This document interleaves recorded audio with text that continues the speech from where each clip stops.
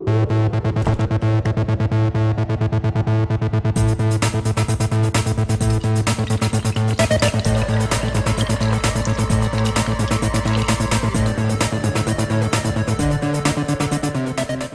I'm Steve Forcino, reporting for EWG Mercury. Today we're going to talk about the air conditioning and how it's been affecting students' performance at school.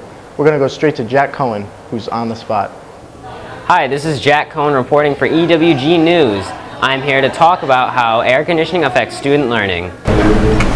I was able to get an interview from one of the teachers in the EWG high school.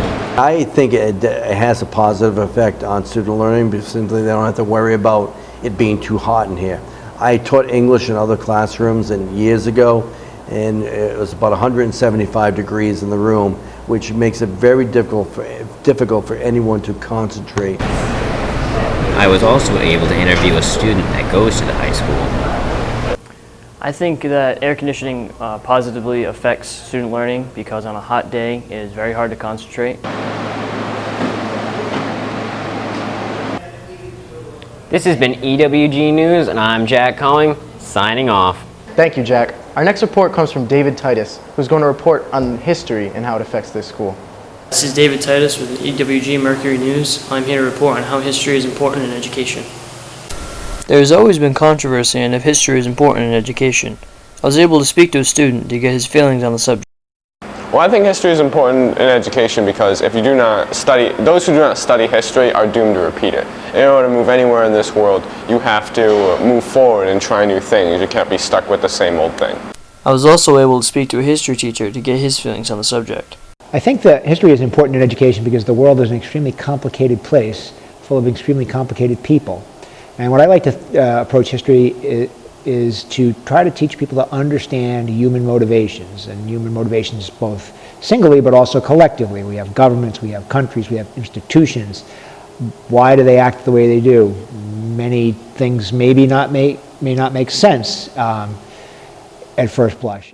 This has been David Titus with EWG Mercury News. Thank you for tuning in. Until next time. Thank you, David. I put together my own report on their tennis courts and how their production, or misproduction, had affected the boys and girls tennis teams at the beginning of the season. Hi, I'm Steve Forcino from EWG Mercury. We're going to be talking about the tennis courts, new and old, and how they've been affecting the girls and boys tennis team. We're going to interview the coach and some crucial team members for both teams. The school approved the construction of the new tennis courts last year at the end of the boys' tennis season. Construction took place over the summer and was eventually finished in September. We asked Gerald Boucher, the coach of the girls' tennis team, how the construction affected his team's play. It's having a great impact on the girls' tennis team. We haven't had any practices at the court. We've been practicing at Coventry around their schedule, but you could just tell we just don't hit enough. We asked boys' tennis captain Johnny Glendenning what he thought about the old courts and how the new courts would help his team. I guess in a little bit it provided like a slight advantage because we knew where the cracks were, we knew we could aim for them. But I mean, we're D3 tennis players, we're not going to hit them every time. So I definitely think that getting the new courts is going to be better for not only us, but everyone who wants to play there. We asked Kaylin Healy, the girls' tennis captain, how the courts had been affecting her team so far. Really negatively. We haven't really had any practices, and so our team hasn't been playing as well as we should be. And plus, it just sucks because it's our senior year and we don't have anywhere to play. After a lengthy setback, the courts were finished, and now the girls and boys team are back on the road to victory. I'm Steve Forcino of EWG Mercury, signing off. Our next report is from Aaron Rice, and he's going to be talking about the recent controversy regarding the Confederate flag. Hi, this is Aaron Rice from EWG Mercury, reporting to you from Exeter West Greenwich High School. Today, there is a lot of controversy about the Confederate flag and whether it involves racism or it just is a flag of war and a significant part to the nation's history.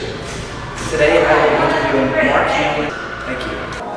I think if you're talking to the people whose ancestors were subjected to slavery, they might on the one hand say that that's racist, or that it's a symbol of that oppression. For the people who fought on the side of the Confederacy and their ancestors, some of them really believed, and you can't contradict them, that they were fighting for states' rights. States' rights to self-determination.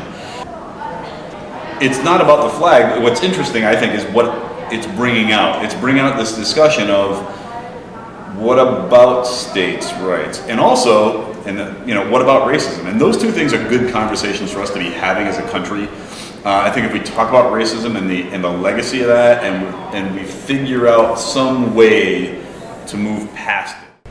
And there you have it, with the controversy of the Confederate flag. This is Aaron Rice reporting to you from EWG High School, the EWG Mercury. Thank you. Thank you, Aaron. Our next report comes from Nick Cardellino, who's going to talk about the football team and how they were really bad last year, but they're getting better this year. Hello, this is Nick Cardellino from the EWG Mercury, reporting to you from the Exeter West Greenwich High School. The Scarlet Knights football team had a rough year last year, going 0-11, but are looking to come back this year with a state championship. We asked Mr. Rounds his opinion on how the Scarlet Knights will do this year, and these are his responses. Do you follow our football team? I do. I pay attention to the football team. Assuming that you're aware that our football team struggled last year, and taking into consideration our 2-0 record this year, are you on board with the fact that our football team will win the state championship this year? Well, I think the fact that the football team has 10 seniors on board this year, this is the time you want to take advantage of it. Seniors, obviously, you have older, experienced players on there, and that's usually when a team comes together and wins their championship. Are you looking forward to this upcoming season for the Scarlet Knights football team? Yeah, I am excited. They struggled last year, but I want to see them have a good comeback this year. So this is Nick Cardellino from the EWG Mercury, and there you have it. That's all for this episode of EWG Mercury. Stay tuned for the next edition. Steve Forcino, signing off.